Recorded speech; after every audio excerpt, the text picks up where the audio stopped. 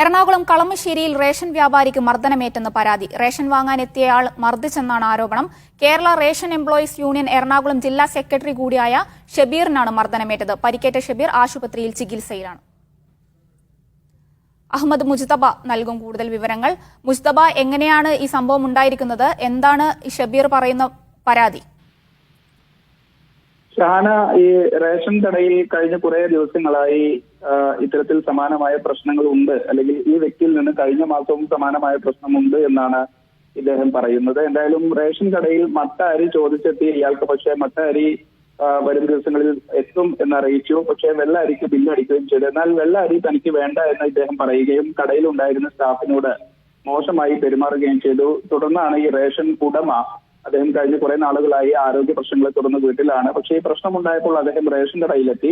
തുടർന്നാണ് വാക്കേറ്റം ഉണ്ടാവുകയും അതേ തുടർന്ന് അദ്ദേഹത്തിന്റെ മുഖത്തടിക്കുകയും ചെയ്തത്. എന്തായാലും രാജു എന്ന് പറയുന്ന കളമശ്ശേരി സ്വദേശിക്കെതിരെ പോലീസിൽ പരാതി നൽകിയിട്ടുണ്ട്. ഇദ്ദേഹം ഇപ്പോൾ കളമശ്ശേരി മെഡിക്കൽ കോളേജ് ആശുപത്രിയിൽ ചികിത്സയിലാണ്. എന്തായാലും ഈ ഇദ്ദേഹത്തിന്റെ കണ്ണിന് മുകളിലും കഴുത്തിലും പരിക്കേറ്റിട്ടുണ്ട്. കർശനമായ നടപടികൾ സ്വീകരിക്കണമെന്നാണ് ഷബീർ പറയുന്നത്. ഇദ്ദേഹം Kerala ration employees union CITU affiliate ചെയ്ത സംഘടനയുടെ എറണാകുളം ജില്ലാ സെക്രട്ടറി കൂടിയാണ്. മുജ്തബ തുടരൂ. കളമശ്ശേരിയിലാണ് റേഷൻ വാങ്ങാനെത്തിയാൽ വ്യാപാരിയെ